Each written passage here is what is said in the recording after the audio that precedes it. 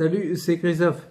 Je te fais une vidéo, je prends le temps de faire une vidéo avant de me coucher. Je t'avoue que je suis un petit peu fatigué. Il faut que j'aille dormir, mais je me suis dit, je fais une vidéo. En fait, tu sais, avec les crises qu'il y a eu là pendant Noël, si tu m'as suivi, je me suis dit, je vais faire une petite vidéo bilan de cette crise-là, de cette, on peut appeler ça une poussée, une crise d'élimination, ou peu importe. En tout cas, j'étais mal, quoi.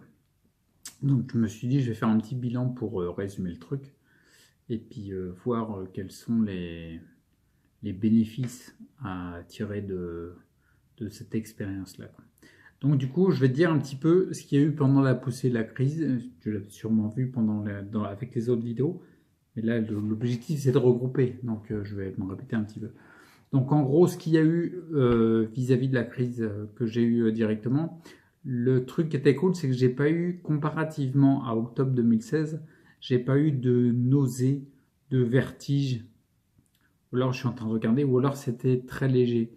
C'est-à-dire là, la traduction que je fais de ça, parce que j'étais vraiment mal. Mais par contre, il n'y avait pas ça.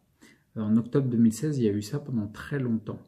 Donc moi, ce que je traduis de ça, si j'ai pas de nausée, pas de vertige, à mon sens, c'est que les organes à l'intérieur du corps, tu sais, tout ce qui est émonctoire, tout ce qui est organes de purification, notamment surtout foie et rein, surtout foie, ben, ça veut dire qu'ils ont augmenté de capacité parce qu'ils ont beaucoup mieux tenu une crise qui était présente, quoi.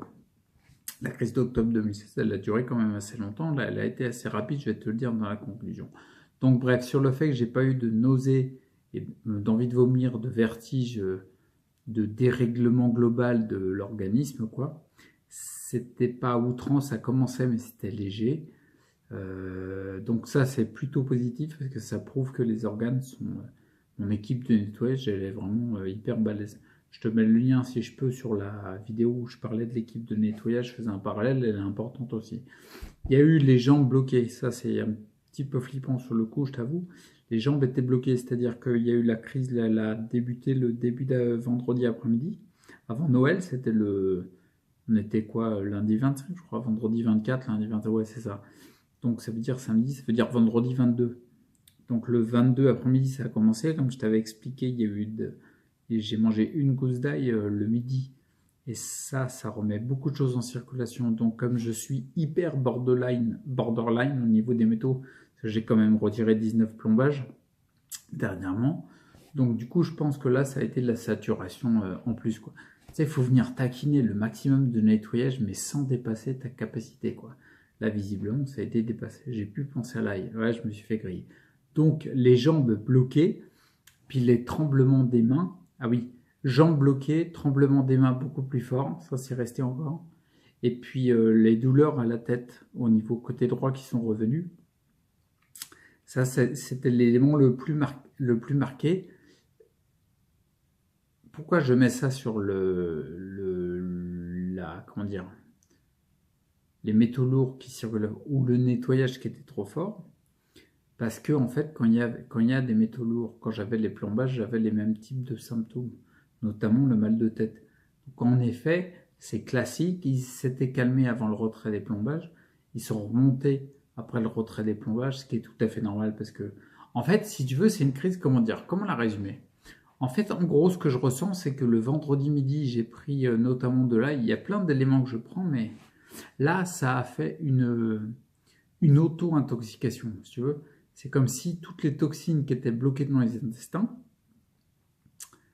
pour l'évacuation, pour l'élimination, eh ben, elles sont remises en circulation dans le sang parce qu'en fait, il y en avait trop dans les intestins, tu vois. En gros, c'est comme ça que je l'ai senti. La preuve, en plus, c'était, comment dire, les jambes, le tremblement des mains et surtout le mal de tête ici. Dès que j'ai repris l'habitude de passer minimum 5 fois les mains sous l'eau dans la journée et une fois dans la nuit minimum, eh ben, c'est parti. La douleur sur la droite, elle est partie. Les tremblements ont commencé à se calmer, mais ceux-là, ils sont encore présents. Et les jambes, bah, je les ai retrouvées. Je ne suis pas en train de galvauder comme un lapin, on est d'accord. Mais par contre, je les ai retrouvées juste comme avant la crise, quoi. C'est-à-dire que je peux les bouger plus facilement, quoi. Donc, je pense que c'est vraiment lié à la remise en circulation des métaux lourds et à une auto-intoxication. Après la poussée, le truc que je voulais noter aussi, c'est qu'après la poussée, après la crise, euh, en fait, il y a eu, si tu veux, une forme de regain d'énergie. Ok, il y avait la période de Noël, il y avait des bonnes énergies. J'étais avec des gens que j'aime et tout, donc il y avait un bon feeling. Ça, c'est clair que ça motive. Mais il y a eu une énergie plus forte et, que juste avant la crise. Et ça, c'est important de le noter. Je vais te dire dans la conclusion pourquoi enfin, bah non, je vais te le dire après, juste après, pourquoi je pense que c'est important de le noter. Donc, en gros, j'ai eu la crise le vendredi après-midi jusqu'au samedi matin où j'étais très mal. J'avais une phase de constipation énorme. J'ai enfin pu aller à la selle, donc du coup, ça m'a libéré beaucoup. Bref, en fait, j'ai eu du soulagement. Et le soulagement, en fait, je me suis rendu compte que dès que j'ai eu la crise, j'ai fait comme ce que j'ai fait pendant... Ça fait un paquet d'années que je fais ça. Dès qu'il y a des éléments remis en circulation, parce que je prends de la chlorella, du chlorure de magnésium ou des choses comme ça, qui ont tendance à favoriser le nettoyage, mais à remettre en circulation des métaux lourds dans le système sanguin et puis dans le système lymphatique pour nettoyer. Dès qu'il y a ça, il se peut que ton corps se mette en état d'alerte parce qu'il arrive au maximum de ses capacités. Moi, je me suis permis le fait de retirer 19 amalgames cette année en milieu d'année, même si ça remet même si ça met beaucoup de toxines en circulation. Je me suis permis ça parce que je pense que j'ai des organes que j'ai beaucoup travaillé depuis des années maintenant, avec des cataplasmes d'argile sur le foie, etc. Donc là, la crise, il y a eu un peu plus que d'habitude. C'était trop, ça m'a fait une crise d'élimination, une crise d'air, ce qu'on appelle. Et j'étais plus que borderline, j'ai dépassé la ligne, si tu veux. Et tout de suite, ce que je faisais, voilà ce que je disais, ce que j'ai fait depuis des années, en fait, dès qu'il y a un truc comme ça, qu'est-ce que je fais? J'arrête la source éventuelle de la remise en circulation. Donc notamment là, j'ai arrêté de manger de l'ail, hein, on est d'accord. Et j'ai arrêté aussi le Clamat. J'ai fait une pause avec le Clamat. Tout ce qui aurait pu être un élément qui donne beaucoup d'énergie et qui remet en circulation, je fais une pause. Et puis, je bois des jus de fruits seulement. Je me mets en diète, en tout cas en diète au niveau de la matière, quoi, si tu veux. Je prends pas d'aliments solides. Et je bois du charbon pour essayer de garder au maximum dans les intestins. Pas trop, parce que le charbon, ça favorise la constipation. J'essaie de jongler avec ça, mais j'arrête surtout les sources qui peuvent être des sources qui remettent en circulation maximum. Et à chaque fois, depuis des années, ça payait. Quand je prenais de la chlorella, c'est ça que je faisais. Quand j'avais pris des compléments au magnésium, parce que j'ai une carence en magnésium, c'était pareil, ça remettait en circulation. Je ne vais pas rentrer dans les détails, mais Klinghardt l'explique vachement bien. Ça remettait en circulation, je faisais une pause et je faisais tout de suite pause. J'attendais que la crise d'élimination passe en l'aidant avec du charbon pour blinder au maximum, du psyllium pour aider pour la constipation, et puis des jus de fruits pour pas que le système digestif demande beaucoup d'énergie, quoi, tu veux. D'accord? Je faisais pas forcément de jeûne parce que je me suis rendu compte que ça me faisait du bien d'avoir des apports de jus de fruits, notamment avec le fructose, je pense. Bref. Et du coup, la crise est passée en fait assez rapidement, tu l'as peut-être vu dans les vidéos, parce qu'en fait, elle a mis elle a mis quelques jours, quoi. Donc au niveau du soulagement, tout ça, arrêt de la source qui remet en circulation et utilisation de blinders pour capter, pour garder dans les intestins et on va dire une limitation au niveau digestif pour pas qu'il y ait trop de boulot au niveau digestif. J'ai eu un gros soulagement clair et net quand j'ai enfin pu aller à la selle. Ah oui, t'imagines bien que ça a pu enfin éliminer. Parce que si ça élimine pas, c'est là qu'il y a réintoxication. D'où l'importance de ce que je vais faire. Je pense que la machine va arriver au mois de janvier. L'importance de l'hydrothérapie du côlon pour favoriser au maximum l'évacuation. Parce que si ça évacue pas, tous les protocoles que je fais sont bons à mon sens. Et au sens de ce que j'ai appris dans mes formations, l'instruction que j'ai pris, tout ça. Mais si ça évacue pas, bah, il va y avoir problème, quoi. Donc gros soulagement quand j'ai pu aller à la selle, mais vraiment une libération. J'ai senti que j'avais un peu d'énergie, donc j'ai pu faire 2-3 trucs. Je me suis beaucoup reposé, bien sûr, mais le gros soulagement, il est notable. Et c'est pour ça que je le traduis par le fait que l'hydrothérapie du côlon est hyper importante.